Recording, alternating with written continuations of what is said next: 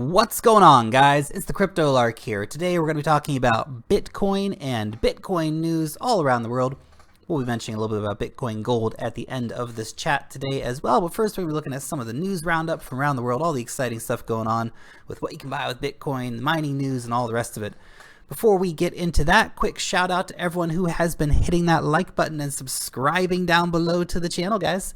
I really appreciate everyone's support. And of course, you can also support me over on Patreon or follow me along on steemit.com. You can help support me that way as well. And also, quick disclaimer, this is not professional financial advice, guys. This is just a dude talking about cryptocurrencies. Let's get into it. Bitcoin, $4,302.91. Not too bad at all. Now, of course, still way up on the 3-month. You know, we were all the way down at about $2,500 a few months ago, so we're still doing very well. And I really feel like that road's just, clear in front of us now, but we do have some really choppy waters ahead. So even though we're still heading to the same destination, be prepared for a little bit of drama on the way. And the drama, of course, is coming in the form of Bitcoin Gold, but also 2x, which is coming up. So SegWit 2x, of course, there's a whole movement now. No 2x hashtags and all these things. So there's a lot of stuff coming up, guys. And we're not going to be going into all the details of that. In fact, we're not even really going to be talking about 2x today. We're going to talk a little bit about Bitcoin Gold, but not about 2x. That's for another day. That's for another day. But there's certainly a lot going on. So the Bitcoin drama is not over. And so we might see some more price action on the downward trend, for example, before these things happen. Now, what is most likely to happen is just before Bitcoin Gold comes out, we'll probably see an even a bit of a price spike in Bitcoin. Altcoins will go down a little bit as people try to move their money from altcoins to Bitcoin in order to get that Bitcoin Gold. Interesting question will be whether or not it gets as much support as Bitcoin Cash had. I have a feeling like it's really not going to. But of course, time will tell and see how excited people get about their Bitcoin Gold or not. Over in Japan, of course, has become the #1 crypto market now that China is out. It's not that Korea is out by any means, but they've put a little bit of a damper on the party with banning Korean-based ICOs.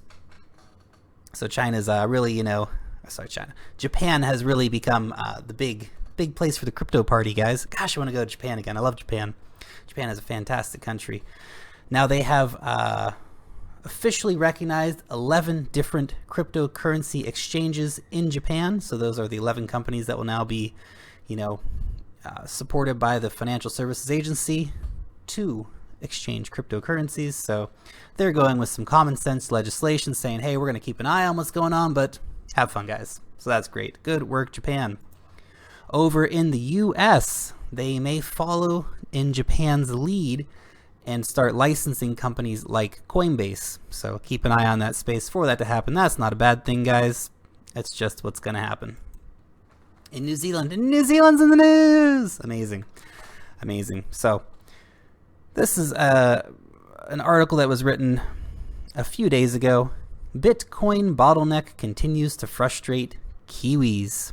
So this gentleman here, Richard McManus, wrote a nice little article here in the Wellington newspaper, their website stuff.co.nz, talking about, of course, how it is a pain in the butt to buy Bitcoin in New Zealand. However, that is right on the back of this news here.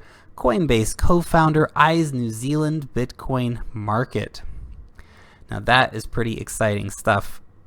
I would really like to see a big player like that come into the New Zealand market. Obviously, we have Cryptopia and some different companies, BitPrime and New Zealand Bitcoin Exchange, but I think that if we see one of the big players come in, it'll really take off a lot more here in New Zealand. Part of the problem is, though, is that the New Zealand banking system isn't quite on board with cryptocurrencies yet, so we're a little behind the times in that way. I wish we would catch up. Maybe I should walk down the street and talk to my MP. That's an idea. Maybe I'll do that one of these days here soon. Really, this just down the street. Parliament's like 10 minutes that way. So maybe I'll do that one of these days.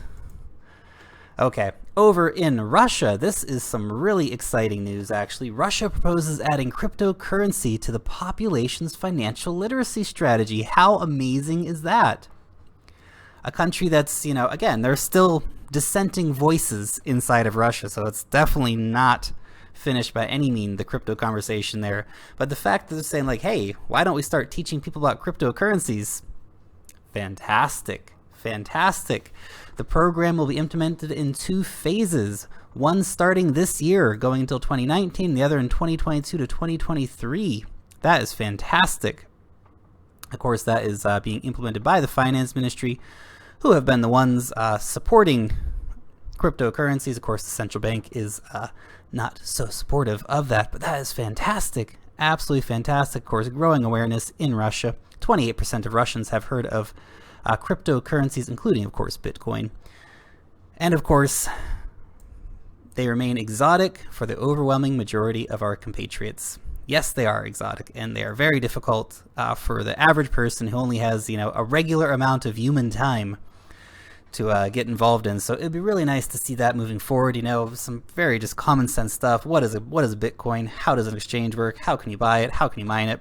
Simple stuff. Could be, you know, a weekend course or whatever they're going to do. So that's really cool. Over in mining news, Bitmain has got their S9 available for sale. You can grab one. It's a 13.5 terahash machine. Pretty good deal at $1,200. Of course, you won't be receiving that until probably the first week of December. That being said, the drama here, the reason why I'm mentioning it is they're only accepting Bitcoin Cash as payment. Interesting. Very, very interesting. So 3 Bitcoin Cash will grab you one of these bad boys right here. Now, I guess if you had your Bitcoin Cash and, you know, you haven't spent it yet and you had it from back in the day, well, I guess you can get yourself a free ant miner. But the question is, why are they only accepting Bitcoin Cash? Are they trying to give people a reason to use Bitcoin Cash? Are they trying to hoard Bitcoin Cash? Of course, I'm sure they've got all these mining machines working nonstop all day mining Bitcoin Cash, but it's very interesting. Very, very interesting. Over in the US, American mining company MGT Crypto Capital Strategies is looking at putting a mining farm up in Maine. That is great. Of course, the more mining farms, the better, although, of course, the difficulty and competition will go right through the roof. A different American mining company is putting a 35 plus megawatt mining farm in Sweden. Holy cow. Of course, Genesis Mining also, I believe, is putting a pretty big mining farm over in Sweden. In fact, it's probably going to be nearly complete by this stage. But wow, that's pretty huge. That is pretty huge. Of course, Sweden, a great place to set those up. Not only is the legislative network very friendly to cryptocurrencies in Sweden, they're also very, very heavily invested in renewable energy, which is fantastic. If we're going to be doing this crazy Bitcoin mining where we just, you know, use up stupid amounts of energy, it better damn be renewable energy or we're going to be really screwed, guys. Bitcoin's already using as much energy as Denmark. So let's, of course, Denmark is almost completely renewable, but Bitcoin is not because it's mostly based in China, which is something else we're going to get to a little bit later on. Oh, and Transnistria. Does anyone even know where Transnistria is? Transnistria wants to set up a Bitcoin mining farm. Good on you, Transnistria. Transnistria is a breakaway region from the Republic of Moldova, sandwiched between Moldova and Ukraine, lies along the banks of the Dniester River. Tiny little country, still living in Soviet times, basically. It is described as some kind of a black hole of Europe where, you know, guns and drugs and all this stuff just walk in and out of the borders all day long. But nevertheless, they're going to do some Bitcoin mining too.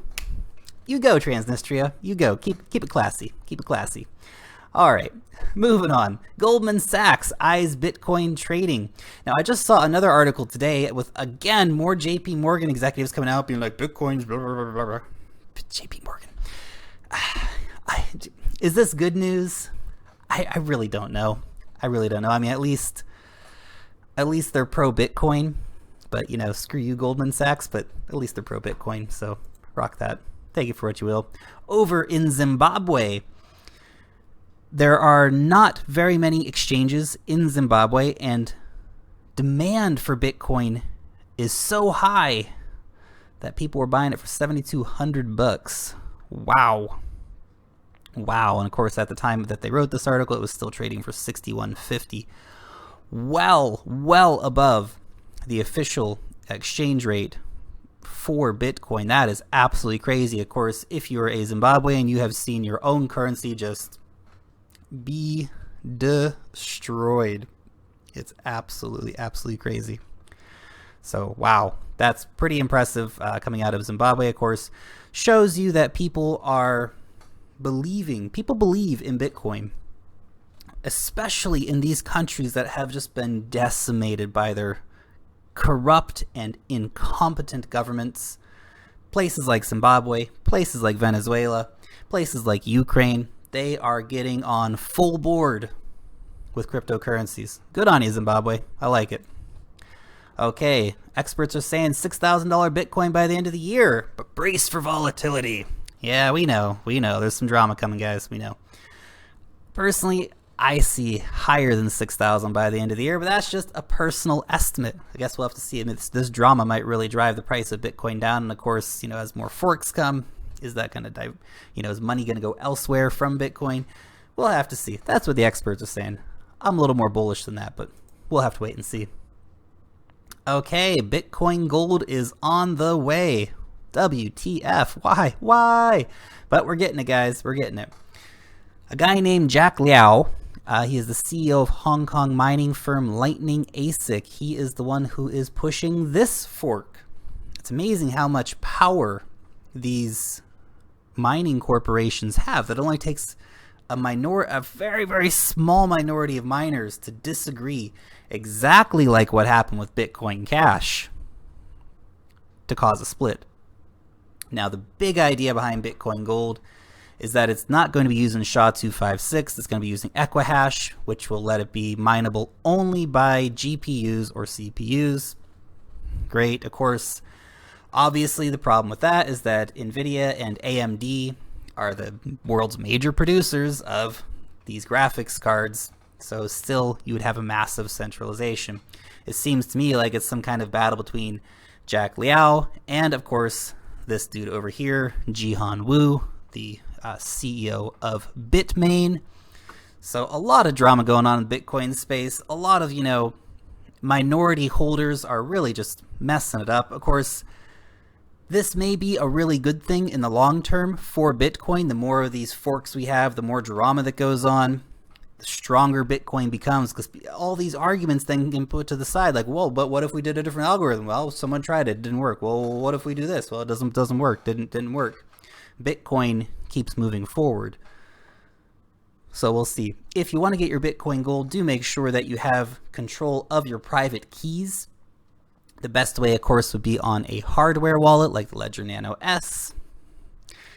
If you haven't got one, you're probably not going to have time to get one by the time this fork happens in a couple of weeks. That being said, there are other options.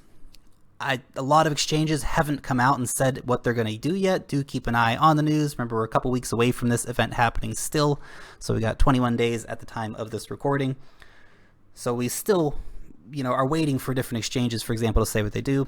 When the Bitcoin Cash happened, I had my Bitcoin. I didn't have a lot of Bitcoin. I had actually been buying up the altcoins. But nevertheless, I had my Bitcoin that I did have in Bittrex.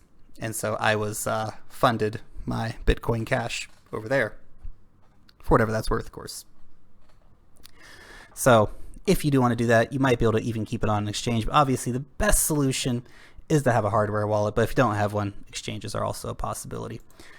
Now, why is Jack Liao doing this? If you look at the hash rate distribution, you can see Antpool, which is run by Bitmain, controls almost 20% of the global hash rate power for Bitcoin. That's out of control.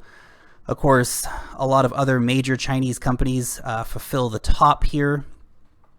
There are even some conspiracy theories that they're actually just proxies run by Bitmain. I don't know about any of that stuff. That's just a conspiracy theory.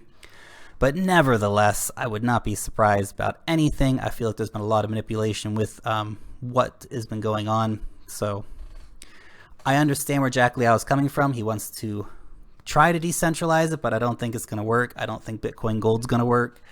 I feel like it's just another fork that's going to make somebody a lot of money, but for most people, it's going to kind of be largely irrelevant. That's just my opinion. You know, like I said, just dude talking about cryptocurrencies here. These are my thoughts on it. Will be interesting to see what happens, but obviously the name stays with Bitcoin. It will be the one that continues to move forward. So we shall have to wait and see what happens with that. But that's just my 2 cents, guys. You let me know about it down in the comment section below. We'll be doing some more videos, coming up to, for example, SegWit, and doing more updates just before Bitcoin Gold comes out as well, with all the updates that have gone on with that. Let you know what exchanges are going to be it compatible with, and so on and so forth. So stay tuned for updates, guys. Thank you so much for tuning in. Long live the blockchain, and peace out till next time.